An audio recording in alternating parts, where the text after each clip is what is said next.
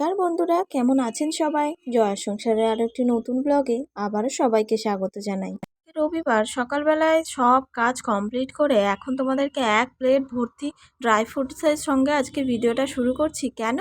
আগামীকাল আসছে merry Christmas. তো আমি আজকে রবিবার যেহেতু কেকটা বানাবো, তো আজকে একটু ফ্রুট কেক বানাবো। তো ওই জন্যে বাড়িতে যা যা আমার কাছে ড্রাই ফ্রুটস ছিল, যেমন আমন্ড, কাজু, কিশমিশ আর ওই যে মাস্কমেলন সিড বা যেটাকে আমরা মগজদানা বলা হয়, তো সেইটা আর খেজুর কিছুটা ছিল। তো আর এখানে একটু অরেঞ্জ জুস নিয়ে নিয়েছি। এই সব ড্রাই ফ্রুটগুলো আর কি ভিজিয়ে রাখবো। যতটা সময় ভেজাতে পারবো ততটাই নাকি কেকে ভালো হয়। তো আমি সবটাই ইউটিউব দেখে শিখেছি আর কি।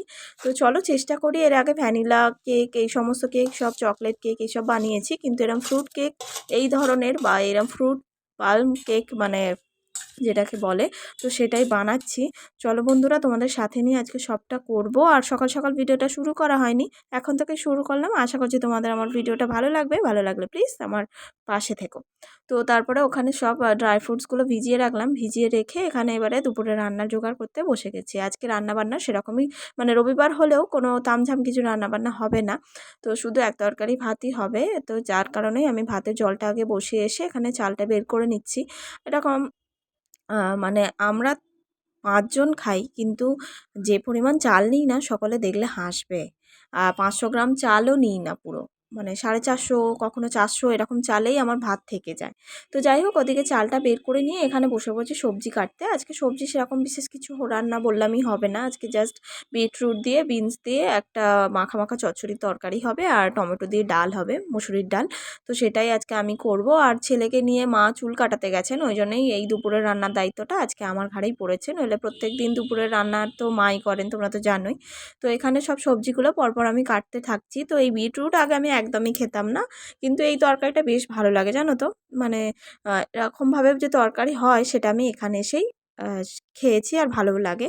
তো যাই হোক, এখানে দেখো আমি সবজিপাতিগুলো সব কেটে নিয়ে এখানে রান্না করতেও বসে গেছি। তো একদিকে ওভেনে আমি ভাতটা মানে ফুটে এসেছিলো, তো আবারও বসিয়ে দিলাম। আর একদিকে বসিয়ে দিলাম কড়াইটা, কেননা একটু তাড়াতাড়ি করে রান্না করতে হবে, দেরি হয়ে গেছে অনেকটাই। আর এই যে এখানে আলুটা আগে ভেজে নিলাম একটু অল্প করে, তারপরে বিনসগুলো দিয়ে একটু ভালোভাবে ভেজে নিচ্ছি। আলাদা আলাদা করে ভাজার কোনো দরকার নেই। এই তরকারিটা কিন্তু হেলদি খাবার আর কি। খুব অল্প তেলেই সব কিছুটা হয়ে যায়, আর খেতেও বেশ ভালো লাগে, সেরকম মশলাপাতি কিছুই পড়ে না। তো তারপরে ওই যে বিটরুটটাও দিয়ে দিলাম, সব কিছু মোটামুটি এবারে সব ভালো করে ভেজে নেব। তারপরে একটু লঙ্কার গুঁড়ো, হলুদ গুঁড়ো যেরকম যা দিতে হয় সেরকম দিয়ে জাস্ট তরকারিটা আমি প্রেসার কুকারে দিয়ে দেবো। প্রেসার কুকারে দিয়ে দিলেই আমার সিটি হয়ে যাবে একটা। আর প্রেসার কুকারে রান্না করি বলে বেশ একটু তাড়াতাড়ি হয় সব কিছুটাই। অনেকে প্রেসার কুকারে রান্না খুব একটা খেতে চায় না জানো তো, কিন্তু আমাদের খেয়ে খেয়ে অভ্যাস হয়ে গেছে যেহেতু, ওই জন্য আর আমাদের কোনো অসুবিধা হয় না। তো এখানে তরকারিটা আমি প্রেসার কুকারে সিদ্ধ করতে বসিয়ে দিলাম, আর এখানে ভাতটা আমার হয়েও গেছে, আর ডালটা তো আগেই সিদ্ধ করে নিয়েছি। আর জানো তো বন্ধুরা, একটা আমি যেটা করি আর কি, ভাত যদি দেখো নামাতে নামাতে একটু নরম হয়ে গেছে, সঙ্গে সঙ্গে ওর মধ্যে 2-3 বাটি ঠান্ডা জল দিয়ে ভাতটা ভালোভাবে নাড়িয়ে নেবে, নিয়ে ফ্যানটা গড়িয়ে নিয়ে একটু ঢাকাটা খুলে রাখলেই মোটামুটি ভাতটা ঝুরঝুরে হয়ে যায়। তো আমি এরকম অনেকবারই করেছি। আর এখানে দেখো একটু সর্ষে ফোড়ন দিয়ে আর টমেটোর ডাল করেছি, মুসুরির ডাল। আর তারপরে তো তরকারিটা যেটা সিদ্ধ হয়ে গেছিলো, তো সেটাকে একটু তো সাঁতলে নেব। তো তেল দিয়েছি কড়াইয়ের মধ্যে, তারপরে দিয়ে দিলাম একটু 5 ফোড়ন। ফোড়নটা ভালোভাবে ফুটে যাওয়ার পর এর মধ্যে দিয়ে দেবো একটু পেঁয়াজ কুচি। তো আমরা একটু পেঁয়াজ বেশি খাই জানো তো, অনেক তরকারিতে আমরা পেঁয়াজ দিই, আর সব কিছুতে পেঁয়াজ দিলে বেশ ভালোও লাগে। তো এখানে পেঁয়াজটা একটু লাল লাল করে ভেজে নেব। ভেজে নিয়ে জাস্ট একটু কয়েক টুকরো টমেটো দিয়ে ওটাও একটু মজে যাওয়া পর্যন্ত রাখবো। তারপরে ওই তরকারিটা, সিদ্ধ করা তরকারিটা দিয়ে একটু শুকনো করে নিলেই ব্যাস আমার এই বিটরুট দিয়ে বিনস দিয়ে এই চচ্চড়িটা রেডি হয়ে যাবে। তো আজকে রবিবার, আর বরমশাইয়ের সময়ও হয়নি সেরকম মাছ টাছ আনার, তো ওই জন্য আর সেরকম খাওয়া দাওয়া আজকে বলতে এই দুপুরবেলা এটাই হবে। আর যেহেতু কালকে সোমবার আবার ক্রিসমাস, তো ওই জন্য আর কি বরমশাই বাড়ি থাকবে। ও বললো আজকে এই যা আছে বাড়িতে তাই দিয়েই করে নাও, আর প্রত্যেকদিন কি আর হবে, তাই না? তো এখানে দেখো কথা বলতে বলতে তরকারিটা আমার হয়েও গেছে। বেশ সুন্দর দেখতেও লাগে, কালারফুল। আমার ছেলে তো একদমই বিটরুট খায় না, কিন্তু সত্যি বিটরুট খাওয়া ভীষণই উপকার। তো আমার শাশুড়ি মা যেহেতু ডায়াবেটিক পেশেন্ট, তো ওনার তো খুব একটা চলে না, তবু মাঝে মধ্যে খান। তো তারপরে ওখানে রান্নাবান্না শেষ করে খেয়েও নিয়েছি বন্ধুরা, সেটা আর আজ শেয়ার করিনি। তারপরে চলে এসেছি কেক বেকিংয়ের কাজ শুরু করতে। আজকে ওই যে বললাম পালম কেক বানাবো, ওই জন্য ক্যারামেল দরকার। ক্যারামেলটা কখনোই বানাইনি জানো তো, ক্যারামেলটা এই আজ প্রথম বানাবো, জানি না কি করব, তাও আবার ননস্টিক নয়, এমনি অ্যালুমিনিয়ামের কড়াইতে। চলো ক্যারামেলটা আগে বানিয়ে নিই। কড়াইটা একটু বেশ গরম করার পর আমি ১ কাপ মতো চিনি দিয়ে অল্প জল দিয়ে এবারে কোনো নাড়বো না একদমই। জাস্ট একটু ধীরে, ধীরে, ধীরে, ধীরে এই হালকা করে করে দেবো আরকি। ভীষণই ভয় পাচ্ছিল। এই ক্যারামেলটা মানে এর আগে কখনোই বানাইনি। আর ক্যারামেল বানাতে গিয়ে একবার মানে আরকি অনেক এর আগে আমি পুডিং করেছিলাম। তো সেই সময় যে ক্যারামেলটা তৈরি করে, তো এই ক্যারামেল সিরাপ ঠিক নয়। পুডিং করার সময় তো একটা মোটা স্তরে ক্যারামেল প্রয়োজন। তো আমি পুরো লজেন্স করে ফেলেছিলাম। মোটামুটি মাথায় মারলে মাথাটা ফেটে যাবে এরকম। তো ওই জন্যই ভীষণ ভয় পাই। তো চলো এবার এটা মোটামুটি ঠিকই হয়েছে। তো এখানে ক্যারামেল যেটুকু যা কালার লাগবে আমার হয়ে গেছে। তো তারপরে ওভেনটা একদম অফ করে দিয়েছি। কেননা এই জল দেওয়ার প্রসেসটা না ওভেন অফ করে করাই ভালো। কেননা খুব মানে ছিটকায়। তো যাই হোক এখানে দেখো আমার ক্যারামেল সিরাপটা একদম রেডি। এইভাবে একটু, একটু জল দিয়ে আমার যেটুকু প্রয়োজন পাতলা সিরাপ একটা বানিয়ে নেব।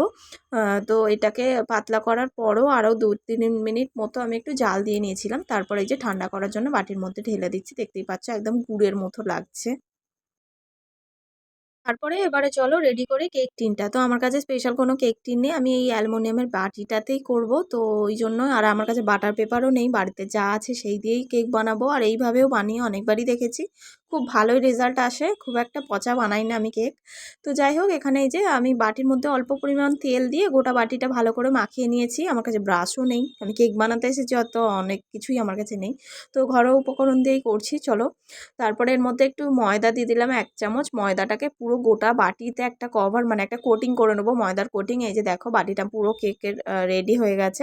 তো ওটাকে সাইড করে রেখে এখানে ওভেনটা আমি একদম জ্বালিয়ে নিয়েছি। নিয়ে এই যে সিলভারের যে গামলাটা দেখতে পাচ্ছ, এই গামলার মধ্যেই আমি কেকটা বানাবো। তো এর মধ্যে একটা স্ট্যান্ড দিয়ে দিলাম। এই যে এরকম যে গরম বাটি-টাটি রাখার যে স্ট্যান্ড হয়, তো সেই স্ট্যান্ড দিয়ে এরকমভাবে একটা চাপা দিয়ে দিলাম। একদম পুরো সেম টু সেম যাতে চাপা পড়ে।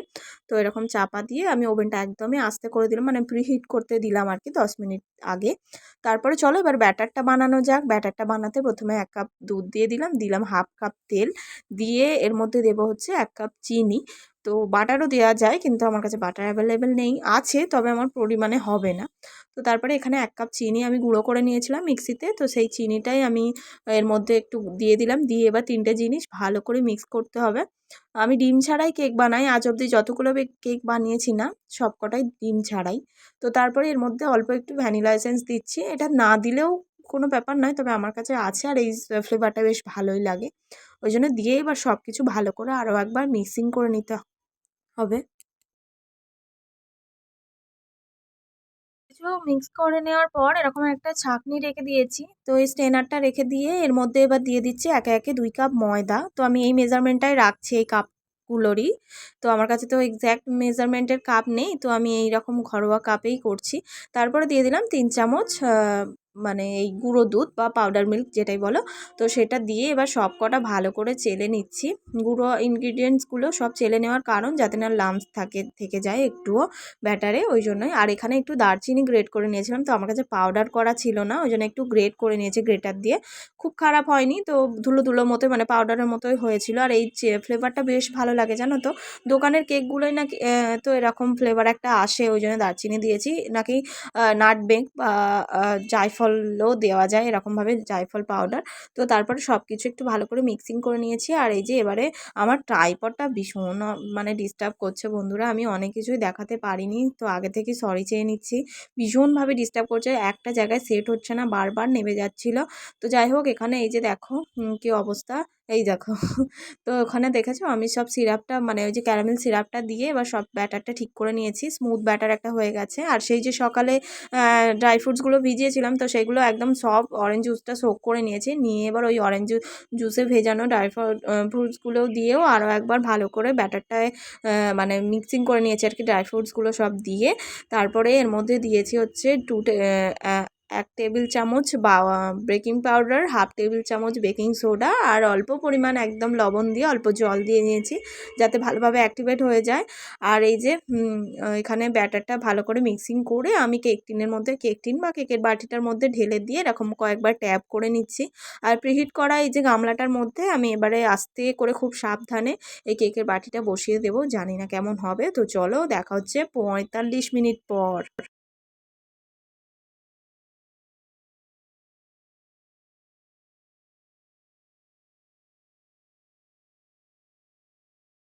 তো বন্ধুরা এই যে 45 মিনিট পর আমি কেকটা একদম পুরো ট্যাপ করে খুলেই নিয়েছি। একদম বলতে পারো আমার ছেলের একদমই ধৈর্য ছিল না। আর এই যে দেখতেই পাচ্ছ কেক আমার একদম প্রপার রেডি। তো 45 মিনিটের মাঝখানে কিন্তু আমি একবার কেকটাকে দেখেছি।